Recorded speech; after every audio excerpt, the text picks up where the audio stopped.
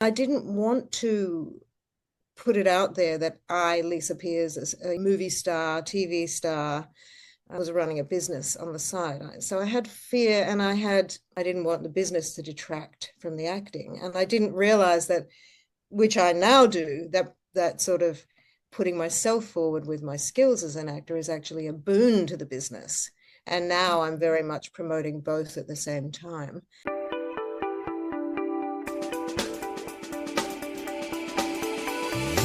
Buckle up for a new episode of the S.H.E podcast, the show where we have real and raw conversations to inspire and empower you to be seen and heard so you can create balance and everything you want in your life and business. I'm your host, S.H.E, and I'm excited to walk alongside of you on this journey of being seen, heard, and empowered.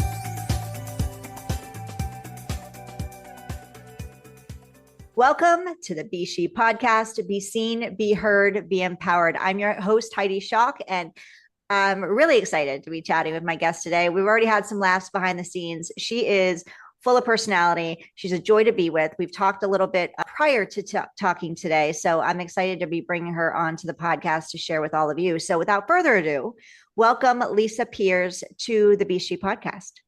Thank you so much. It's a pleasure to talk to you. I've been super excited. I saw you on the calendar and I'm like, I can't wait to have this conversation. But before we dive in, Lisa, I'm going to give everybody a little background about you. So a successful actor in Australia for decades, starring in numerous films, TV shows, and plays, as well as producing and directing theater, Lisa founded her global business, Peers and Players, in 1998. Now based in San Francisco and with a team of 300 people, she works with top tech companies like Cisco and Splunk, law firms, financial institutions, and more. Lisa is a mother of two accomplished and talented musicians and started her business when they were young as a way to juggle her commitment to being present as a mother while contributing financially to her young family. As a senior leader for Tony Robbins, she has attended and supported numerous events since 2014, being adept in many of Tony's coaching modalities. She studied NLP while in India. Her approach combines her work as an actor, director, producer, as well as her personal and professional experience in coaching and facilitation of communications skills programs globally. Lisa, you have done a lot. I'm intrigued. I'm not. Yeah, go ahead. I'm not young. You look amazing. You look young.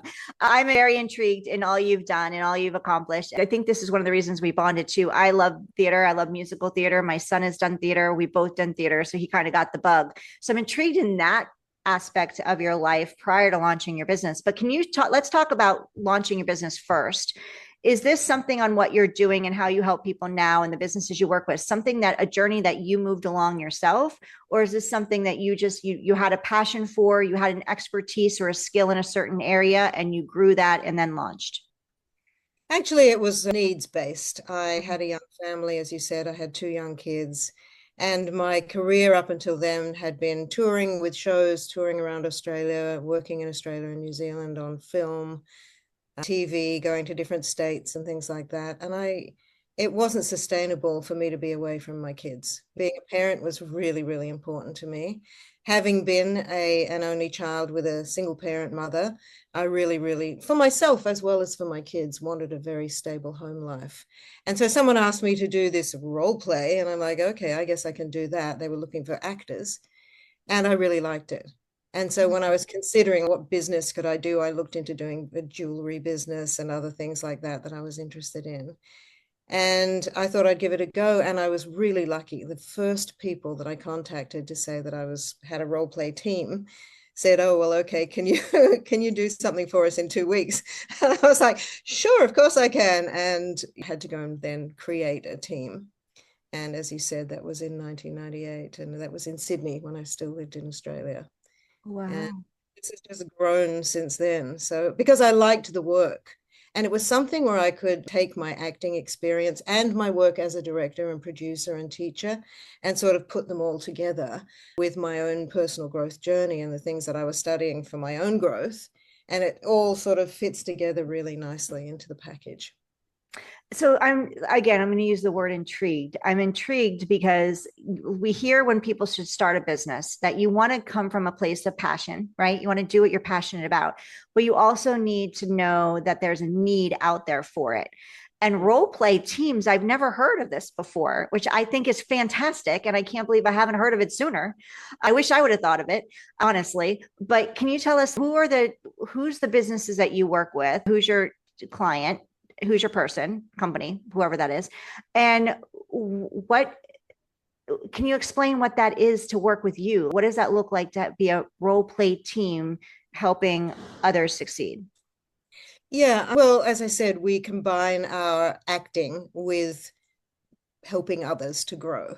Usually our main offering is role play, but we also teach presentation skills and other things. But because actors are trained their whole life in how to use your voice, how to use your body, how to have presence, and how to be authentic. I mean, the one thing is that people sometimes don't understand is we're not asking people to act as someone else. We're the actors. We come in and we will portray your subordinate, your team member, or your client, your customer, or even your boss or your peer or whatever. And we will act out those conversations that are based on case studies that are given to us by the client. And so we'll act that out for between 5 minutes and 25 minutes, 30 minutes. And then we take off the actor hat and we give coaching. Mm, When you said, "Oh, I really appreciate the work you've done," I felt valued, I felt appreciated, I felt supported. And when you crossed your arms or looked outside or looked down or whatever, I felt dismissed. I felt accused or whatever it was. And so then based on what we've seen with their not just the words, like I was saying, but their body language, their tone. When you spoke fast, I felt confused. Simple things like that, that actors have been trained in because our whole business is getting into someone else's shoes. mm, Not necessarily to help others, but to understand what makes people tick, what motivates people. And so we're very adept at like, what was your intention there? And this is how it came across. mm, And this is what you can do differently in future to be more effective and to fulfill whatever your objective is in a more empathetic, kind, sometimes, or sometimes more firm way. A lot of our companies, especially big tech firms that we work with, you mentioned a few of them. Adyen is one of them also, Splunk, Cisco. A lot of them have a culture of niceness, and that's exactly how they put it. mm. People want to be liked, they want to be friendly. Often they're quite young, they get promoted to a manager role after maybe only a year or two. One minute you're an engineer, and the next minute you're a manager. And so you want to be liked. A lot of the people you're managing might have Right, recently been your peers, and so you right. don't want to step out of line. But it's the job of the manager to give people that sense of security, that sense that, oh, someone's got my back. And so that's when we come in to help people to be the better version of themselves, to be more effective as themselves.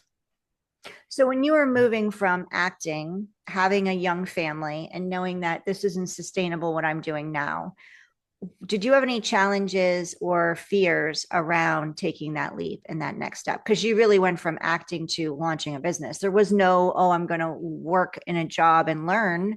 business. You just like went full on, you dove right into the water, head first, feet first, whatever you want to call it. So can you remember any challenges that we'll start with challenges, any challenges that you had that you needed to overcome in order to, well, grow and scale? And you've been around for a really long time. Yeah, we've got a lot of longevity, and we now have a team all around the world. Where we started with that first 6 people, we now have 350 people Wow. in all around the globe. But yeah, I think the main challenge for me was I really identified as an actor. That had been my whole life. The only other jobs I'd ever done were like waitressing and bartending, typical young actor, like side hustles. And so I knew nothing about how to run a business, although I had produced shows, but I hadn't been the primary producer. I had done some negotiating. I had bought the rights of shows and things like that from New York, but I didn't know anything about how to run a business. And so I've had to really learn along the way. And it's been challenging. And it's even more challenging now that things are changing so fast. And with AI and all of the other tech stuff that's coming down, it's like I feel like every second day I have to learn something new. So that was a big challenge. It was like, how do I be a manager myself? How do I work with a client and help them to get what they're looking for, and at the same time take care of my people? Because I started the business for myself so that I could earn good money while I was raising my kids, using my skills. Mm. And so I have a lot of respect for my actors. My people are fantastic people. And they all have a lot of not just acting experience, but business experience, coaching credentials, lots of things that feed into them as supporting actors. And so I have a responsibility to them to make sure that they're taken care of, to make sure they're paid Right. appropriately, as well as, of course, primarily delivering on what the client wants. So I guess for me, just learning to listen, learning to understand what people needed, and of course the back end website. What's websites? What's social media? What are all Mhm. those things, and learning along the way how to do them. Yeah. Yeah. There's definitely growing pains for sure. And I talk to a lot of people, and then there's pre-pandemic and post-pandemic, Oh yeah, right? And what the yeah. world looked like and the business looked like prior to, and those pivots that everybody had to make. Some people thrived during that time. Some people really struggled in order to keep their business open, and now they're thriving again. Can you share any of the fears? Just you as a woman moving into business, taking this leap, having two children. What are some of the fears, young family, contributing financially? What are some of the fears that you found yourself needing to leap through, because they could have stalled you, but they didn't? So did you have any fear? Because to me, you seem fearless. Yes, thank you. A big thing for me in the first years of the business was, how do I identify myself still as an actor? Because I started the business part-time. I still wanted to do some jobs. I still wanted to do a guest role or a TV commercial, which was well paid. Things that I could juggle my being present for my kids at the same time. Mm. And I didn't want to put it out there that I, Lisa Peers, as a movie star, TV star, I was running a business on the side. So I had fear, and it was always a dilemma for a long time, is like, should I combine those two personas, the business owner over here and the actress over there? I didn't want the business to detract from the acting. And I didn't realize that, which I now do, that sort of putting myself forward with my skills as an actor is actually a boon to the business. And now I'm very much promoting both at the same time. But that was a real fear, that my acting career would suffer from it, because I was still really passionate about doing that. And in a sense, it has, because to be an actor, you have to be incredibly focused. You have to be constantly doing classes, constantly seeking work, constantly doing the work, constantly going to see shows, reading plays, all of that sort of thing to keep up with the business. And it's really a lot to have a bandwidth for those two things together. Yeah. Yeah. There's certain things in business. There's sales, right? There's enrollment sales. And we need to, especially many business leaders or many business entrepreneurs, when they start, that's not really their wheelhouse. And they're not in a space to bring on someone to do sales for them until they start learning that skill themselves. And you make a point with acting that leans into that. Like, you really need to hone your skills, whether it's as a business owner, whether it's as building a relationship. Communication is something you always need to be honing and getting better at. We can't just, if we're moving into wanting to have a happy relationship with our kids or with our spouse, or just with friends in general, we can't just like say, oh, we're just going to give up communication now. There's always things that we need to be honing our skills and getting better to build those deeper relationships, right? They can be surface level or deeper. Same thing with building a business, and you need to be honing in those skills. I like that you brought that into it, because I never thought of actors as constantly needing to hone their skills and being sharp at it. I just thought you could just walk out and boom, you got it. That is something that people don't realize. And there is the occasional person who just gets discovered and becomes an actor. But for most of us, it's a grind. And I think as you get older too, with your life experience, when that sort of plays into your ability to be able to understand people and understand roles, your own growth and your own understanding of yourself really plays into your ability to be able to put those parts of you into another character, kind of thing. Mm. But what you were saying about communication, I mean, that is exactly what we do. And Right. we hope that, yes, we're improving people's communication at work. We're helping them to be happier and more productive and to stay, because a predominant reason that people leave their jobs is because they don't get on with their manager. They don't get on with someone on their team. And rather than confronting that and having the conversation about it, they'd rather leave. It's a throwaway society. Okay, I'll just throw away that job and go somewhere else. Mm. And then the clients suffers and they suffer, because when you really are courageous in those conversations and you really know the skills of how to frame the conversation, how to say things in a way that's not going to offend or agitate the other person, you can deepen those relationships. You can have a history where you've gone through some hardships, you've had courage, and you've got mutual respect, and Mm. really deepen not only your relationships but your output, because you're then more productive, you're more committed and loyal to the place that you're working at. And from what going on what you said before, of course we hope, and we don't promote this, but we hope that those skills also will go into the wider world, that it will give you skills with your family, with your day-to-day life, inside and outside of work. Yeah. So you shared something, acting and authenticity. And I really never put those two together until you mentioned it. I just never thought about it. I guess I understood it, but I never thought about it because actors need, when they're really into a role, well, obviously, in order to get a role, you want to be immersed in it. Actors spend a lot of time on the back end. What you Yes. see on the screen, you have no idea the hours that they put in to really knowing and learning that character. Some will actually become that character for a certain amount of time in Yes. order to immerse themselves in the life of it so they can portray an authentic version of that. And when you see a show and you fall in love with the character, that's because they are showing up authentically in that role. But it's not just like, oh, I'm just going to do this and wing it and call it a day and hope it comes across. And same thing in our life and in our business.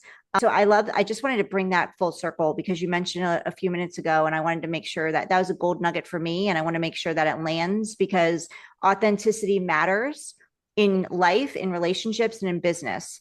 And I love that you're bringing that into, you're combining the acting in the business in the for corporations and connecting that with authenticity because people nowadays want to work with businesses who are showing up authentically. Founder led marketing is becoming more and more relevant and needed because people want to connect with the people, with the person behind the scenes. You can put your marketing team out there and you can put all your stuff out there, but people want to connect with people. And I'm curious for you and your business and what you're seeing with these big companies, how AI is transforming. Is AI doing anything? I know this isn't part of this podcast, but it just came to me. So I want to Yeah. see if how what you're seeing on your end with AI and how it's transforming businesses and are they leaning in and if it's affecting authenticity. Well, of course, under the category of fears, AI is a fear for actors and is a fear in our business, because you can get a cheap or cheaper, less expensive offering where people will do conversations with an avatar. And they're okay. There's a couple of ways they do it, either with a total avatar, but usually there's a person behind the scenes. And Mm. I actually went to a company here in San Francisco who does that. And I saw the behind the scenes part of how they run that avatar. But what the participant or the learner is seeing is not a person. It's the tech is getting better, where the Right. avatars are getting more and more and more realistic. And so for us, that's a big thing, is people to cut corners financially, it will choose to do it with an avatar. And you can do that to a certain degree. You can learn to drive, you can practice certain things, but they're not going to bring the nuances. And I hope and believe that they never will bring the human element, the heart, the empathy, Mm. the actual caring that a real human being can bring. And Yeah. the our work is very nuanced and very subtle in some ways, because we're not just playing a role, we're also prompting that person to portray certain capabilities or certain behaviors that are required in their role. And that's a lot for an avatar. I mean, I use AI all the time. Don't get me Yeah. wrong. I don't think there's anything wrong with it at all. I mean, it's certainly a brilliant shortcut for anybody running a business. It's incredible. I had a friend recently tell me, "Oh, I want to marry my AI," and I'm like, "Oh, ridiculous." But I'm almost falling in love with my AI now because it's so incredible how quickly they can churn out information in all kinds of ways. Well, just Um, think about it. When I like say thank you and I say how wonderful they are, like, oh, you're so welcome and you're so wonderful. Like it just spits back. It's like no, I mean, it's we don't have humans that are that nice, right? Especially if you're craving that. And in today's digital space, like I work from home all the time. So I'm home all the time, either picking up my kids or I'm home. I need to get out more. That's definitely something I need to be seen out in the world a little more. But you can get sucked in to having this communication back and forth, and they're always so helpful, right, Lisa? They want to do more for yes, exactly. you. They never tire, I read right? somewhere that actually all the please and thank yous is not good for AI. We tend to do it because we feel like we're speaking to a person. Right. But actually, I read somewhere that it takes up an incredible amount of bandwidth, which is unnecessary for an Yeah. AI. But we feel like we're talking to a person. Yeah. You, I mean, Uh, yeah. So, and AI has taken over a lot of things that actors can do. So, not just actors, but in our business of training and development, yeah. which is a boon in some ways to businesses if they're really concerned about budget. But yeah, I hope, and who knows, but I hope that AI won't replace us in terms of our genuine caring, our genuine pleases and thank yous, Right. our genuine desire to want to be able to support and help other people. I mean, it's incredible when we do our sessions, and I do still work as a role player and a presentation skills coach myself. And when we get to the end of a session and we ask for the key takeaways, and people are so blown away by what small changes that we understand that we share with them, how much difference that can make. And Yeah. you might think, okay, well, if I'm manipulating how quickly I talk, or whether I lean forward or not, or whether I slow down, all of these are skills that we teach people to help them meet the person in front of them, to help that person feel that there's rapport and feel that they're understood. But it's just that nobody's ever thought about it. People present in one way and they don't realize that if you present in another way and you match, this is neurolinguistic programming talk, NLP, but if you match the person in front of you, they're going to feel comfortable. And Mhm. so to be authentic doesn't mean you can't change your pace. It doesn't mean you can't sit back or be grounded or any of the things that help you feel like a leader and portray, sort of convey that to the person in front of you. Their skills, but like I said, we want people to be themselves, but just a more effective version of themselves. Right. No, it's really important that people have these skills. There is a skill like that's needed in that, and charisma matters. And you can learn to become more charismatic in the way that you lean in, like you said, you know when to do those things. Politicians, if you look at the politicians, especially the presidents who won their office, there's a reason. If you literally look back in time and you go through, okay, these were the people that ran for office and they were elected versus these people, you can see the difference and how they're showing up and the difference in their charisma. And that is a skill. That's a reason why they have a speech coach and they have people coaching them through this process. So no, very, very good point. And it still is authentic. They're still themselves. They're just Exactly. learning how to show up in a more leadership presence in charismatic way, which I think that's a skill we all should be wanting to learn or be would be benefit from in all areas of our life, in all areas of our life. Well, As a you mom, talking to my kids, if I was more charismatic, I guarantee you they listen to me more. a lot of what you're calling charisma. I mean, obviously, some people naturally have it. Some great leaders, they naturally have it. Maybe they don't need to be trained in it. But listening is such a big part of charisma. Being able to be quiet and not be the one who's talking, be the one who's pausing and listening and just really being present for somebody else. It's so hard to do because we want to fill the silence. We want to fill the discomfort, even if it is to help the other person feel more comfortable. But often the greatest thing we can do is just pause, be still, and really listen, not be thinking about what am I going to say next, but Mm-hmm. really be present, listen, understand, and respond. that's a big part of charisma. Mm. It's such a good point because that's one thing I've learned and I'm still learning is sometimes even just interviewing people on the two podcasts we have, this one and the Business Growth Spotlight. It's a matter of sometimes I can get in my head and be like, what am I going to ask next? And I was like, no, as soon as I say that to myself, I'm like, then you're missing out on a gold nugget. You're so worried about what you're going to say next. It'll come to you, right? It'll come to you if you allow it. And I think that's an important key point, whether no matter where you are in business, no whether where you are in what you want to create in your life, relationship wise, sitting there, pausing and listening and really fully being present instead of in your being in here in your heart and in your ears, listening and taking it in, the next response will come. And the pause always helps, right? The pause always helps. And I think we get nervous of the pause. I wanted to talk, Lisa, before we wrap up for the day. I want to ask you, you started your business, you pivoted, didn't fully pivot, you were still acting. Are you still acting now? Occasionally, Yeah. occasionally, but not really. The business has really taken over my life Yeah. now. I do some Well, volunteer work and things like that, yeah. and I do get to be with my tribe in my business, so Yeah. that's great. But no, not really. I don't have the focus for it because I'm so Yeah. focused Well, on I'd love to something. know since you're moving from acting into business and you did it for the support of your young family and to be present with your young children. What was it like juggling your hats? How did you balance? How did you create? Because that was part of your mission, that your vision, right? Your core value was presence with my family. Or family was one of your core values. Being present isn't easy when you're starting a new business, right? And you also were still acting. So you were really juggling a lot at one time. How did you create and find that balance between the two or Yeah, between the three? funny because I did a lot of TV commercials in Australia when I was a younger actor, Mm. and playing the supermom, the nursing or whatever professional who comes home and boom, suddenly there's this fabulous meal on the table and Seven courses. you know?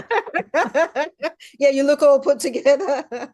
It wasn't easy, and like I said, I did want to and did prioritize my children who are now grown up and thriving and doing really well. So it was worth it. But that meant a lot of working at night, working on the business at times when I wasn't with my kids. And I didn't want to sacrifice those. And I'm so glad I didn't sacrifice those beautiful moments that you have with your kids when they're growing up. Because people say it goes by in a heartbeat, and it really does. I look at my kids now Yes. in their 30s and they're fully launched and doing well, and it was so worth it.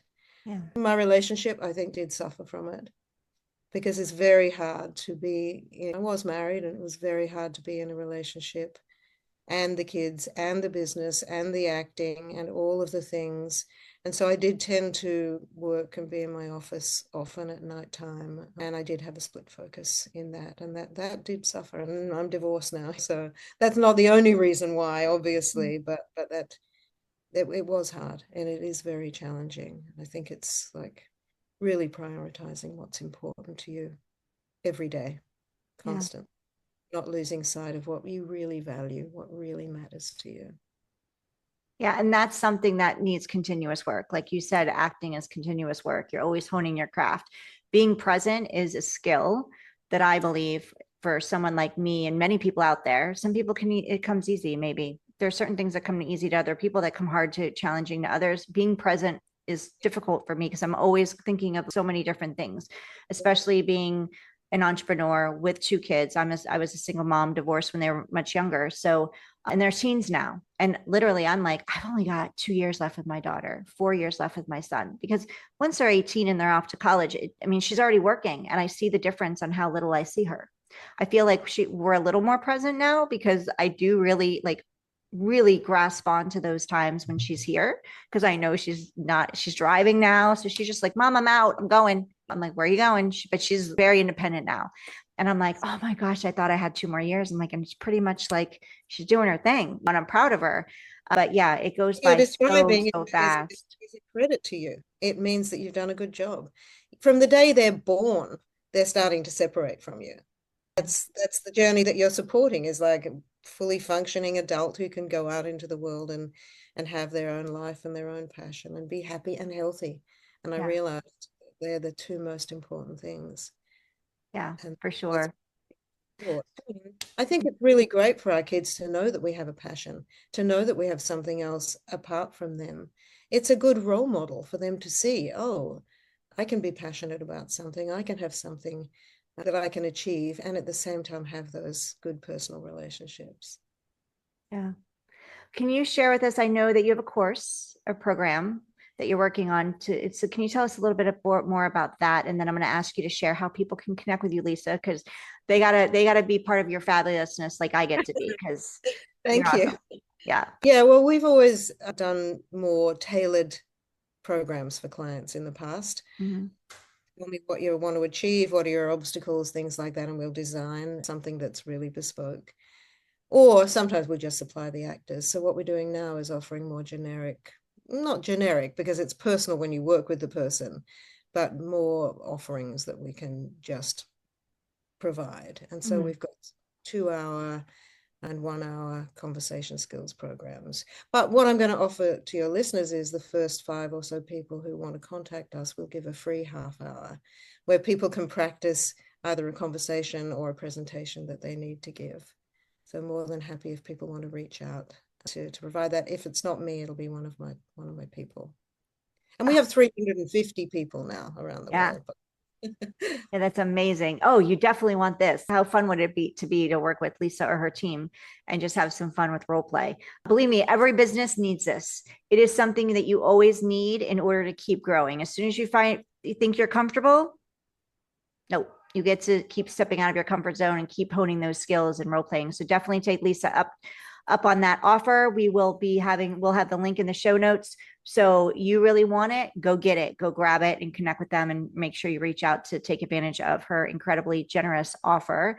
Lisa, how can people connect with you and learn more about Lisa, your company, and reach out to you on social media or learn more about you as far as you as a person? Well, it's the W's, peersandplayers.com. So Mm. that's my name is PEERS, peersandplayers.com. And of course, LinkedIn and all the other social medias. Mostly LinkedIn we use. Okay. And I'm posting a lot of tips and tricks there. And there are guides and things like that you can get for communication skills and presentation skills. Perfect. Well, go to peersandplayers.com. Go check out Lisa on LinkedIn. Again, we'll have all of her links on in the show notes. Definitely take advantage of the free offerings she has with the guides and learn more and take advantage of that call or the first 5 of you get some time with them. 30 minutes is fantastic of role playing. It'll be a moment you'll never forget and could make huge strides and changes for you and for your business.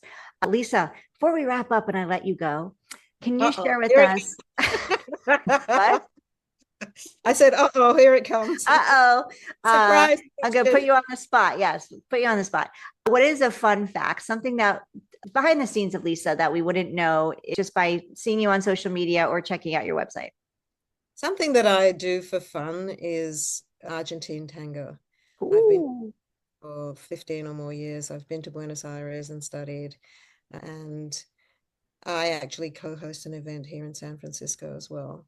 You're So I've serious always about loved it. to dance. Yeah, I've always loved to dance. And this brings in the element of because it's partner dancing and it's all about connection. And so you get to have those intimate moments with people dancing and then okay, thank you very much, the music stopped and you don't read anything into it, but Mm. it's a great place for me to have fun and enjoy connection and that social environment. Wherever I go, I dance. I was just in Amsterdam with a big job for Adyen at a conference, and I found the Amsterdam tango calendar and went and danced over there. I always Oh, get my shoes, carry them with me wherever I go.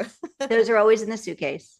Yes, Yeah, that is amazing. I love it. And AI cannot be a dance partner. So that we is so need true. that. Yes. We need that connection. My last question for you, Lisa, is if you could have lunch with anyone, whether they're alive or deceased, who would it be and why? Look, there's all kinds of famous people I can think of, but I think my mother. Oh, She died quite young and she had a lot of struggles in her life. She was also an actor, by the way, and director, so wow. she taught me a lot of my skills. But now that my kids are grown and I've actually lived longer than she did, I would love to ask her those questions about what it was like for her, the things that I didn't have an opportunity to talk to her about. And of course, to tell her how much I appreciated her, which Yeah. I think she knew, but yeah, my mom. Well, that's beautiful. And I'm sure she knows how much you appreciate her. But yeah, it would be amazing to have those moments back or that time back. Love to have that conversation. That's beautiful. Wonderful answer. My heart is exploding. Lisa, thank you so much for being here today with us. Thank you all for listening to Lisa and I on the Be She podcast. Lisa, before I let you go, is there anything that you want to share before we wrap that I didn't get to ask you or we didn't touch on? Look, it's been a great conversation. I really appreciate it. You've made it flow so well. I think take the opportunity to get coaching in whatever that is. That's what we give is coaching where people haven't considered that they can get better at being a human being, being a better person. So I would say take the opportunity to get coaching and help from professionals in whatever area. Great and beautiful advice. Thank you again, Lisa, for being on the show. Make sure you go check her out at peersandplayers.com and go connect with her on LinkedIn. She's pretty fabulous, as you can tell. We're happy to have you here. Oh, if you're listening to us or watching us on YouTube, please say hello and drop a comment for Lisa below. And make sure you share this episode and hit subscribe. This is how you're going to hear more about our amazing guests when we bring them on. They're talking about their journey, how they're getting out there and being seen and empowering themselves to be heard and to make that ripple effect in the world in their special and unique way. And share this episode with people that you think would benefit from hearing Lisa and her mission and her story and her business. If you're listening to us on your favorite podcast platform, thank you. And please hit the review button. If there's one, hit 5 stars. We would love that. Helps the platform push our content and our guests and our interviews out with more people. Our goal is to help women empower themselves to be seen and heard. And our guests are coming on sharing their journeys in that mission support of my journey here and mission for this podcast. So please share, Lisa. Please share the podcast. We're excited to have you with us. Thank you for being here. Thank you, Lisa, for your time. Thank you I'm so grateful much. for you. Thank you. Me too. Thanks. And we will see you on the next episode of the Be She podcast. Be empowered to be seen and heard.